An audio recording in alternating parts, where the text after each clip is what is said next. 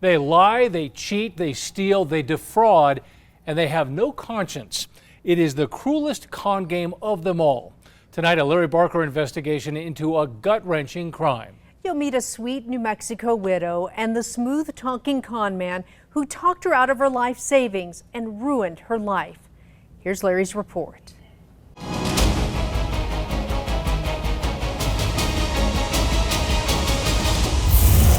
These criminals, these fraudsters, these people have no conscience. I've known victims that have lost their homes, their pensions, their savings accounts. It's gut-wrenching. I don't want anyone else to go through this because it is devastating. We'll call her Stella, a New Mexico widow living alone on a fixed income. Spend time with Stella and you'll come to know a gracious, good-hearted, trusting senior citizen. But all that changed last fall when Stella's world turned upside down after she became entangled in the cruelest con game of them all. It started with an early morning phone call from a man who called himself Michael Allen. He said he was from the FDIC. He was a fraud specialist. They were investigating my bank for fraud. And then he said, we have been investigating the bank and your accounts, we have found out, are in jeopardy. And he says, you have 48 hours before the money will be gone out of your accounts. I was shocked. I thought, that can't be.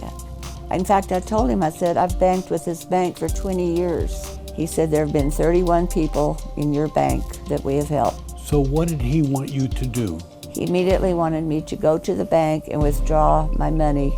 I went in and I told him I wanted to withdraw my savings, and the teller questioned, and I said it was a family emergency. And she said, I'm so sorry, and then she gave me my money. And roughly how much money are we talking about here? That was $22,000. Was that all the money in your savings account? Yes. With Stella's cell phone tucked away in her purse, the caller remained on the line throughout the bank transaction. He said, go straight in your house, lock your doors, and do not answer the door to anyone because you're being followed and they know where you live. He said, there will be a courier from the FDIC come to pick up your money. That's when I did not want to let go of my money. And I told him, I said, I am not comfortable of giving someone my money. He said, this is what we do. We take it to the local FDIC holding place and they will put it in a secure account. And I said, no, I don't want to do that. I do not want to give up my money. We argued back and forth for quite a while. And he said, this is for your own protection. Well, after so much time, I finally just gave in. I said, okay. The next morning, a young man dressed in jeans, a t-shirt, and tennis shoes showed up at her door. He said, I'm the courier from FDIC. I'm here to pick up your money. The courier said he would take Stella's money to the FDIC office for safekeeping. So the courier took your money and disappeared. Mm-hmm. Then what happened? Then Michael was still on the phone. He told me to go back down to the bank and withdraw my checking account. The bank teller tried to talk her out of withdrawing so much money, and she was warned about scams. But Stella had been carefully coached. She walked out of the bank with $30,000, her life savings.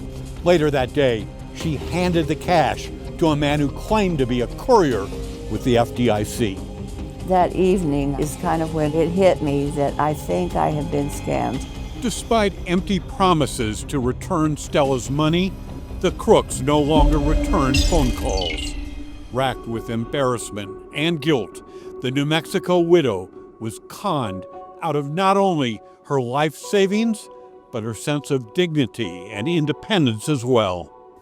He was so convincing. And he gained my trust. I thought what he was saying was a fact. And then through intimidation and fear, I just did what he said. which was totally wrong. What did this person do to you? Ruined my life. Stella is a victim of wire fraud, which is a federal offense. Her case is being investigated by the U.S. Secret Service. There is no legitimate reason for somebody to call you up, take money out of your bank account, and give it to somebody that you don't know. What are the odds that request is legitimate? 0. Ron Emmett is agent in charge at the Albuquerque Secret Service office. These types of crimes are challenging because the perpetrators are hiding behind location. They're everywhere. With technology today, you can be in a call center in Cambodia calling somebody in Albuquerque, New Mexico, and you may think that they're at your bank down the street. When you look at the facts of this case, what goes through your mind? It's just a reminder of how terrible people can be. These fraudsters, these scummy people, they have no conscience. UNM Professor Emeritus Dr. Rich Brody is an expert on elder fraud. The worst thing we can think of is the vulnerable population being taken advantage of. There's really almost no defense system that elderly folks can have. The fact that someone then takes away everything they own, it is truly, truly gut-wrenching. Stella decided to tell her story here as a warning to other potential victims. I don't want anyone else to go through this.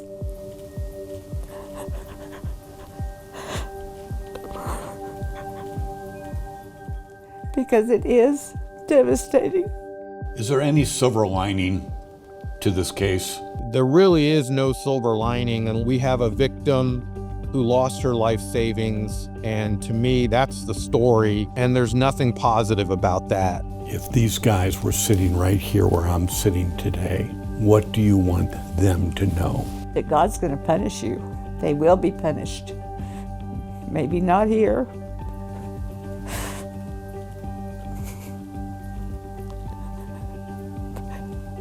But what they did is evil.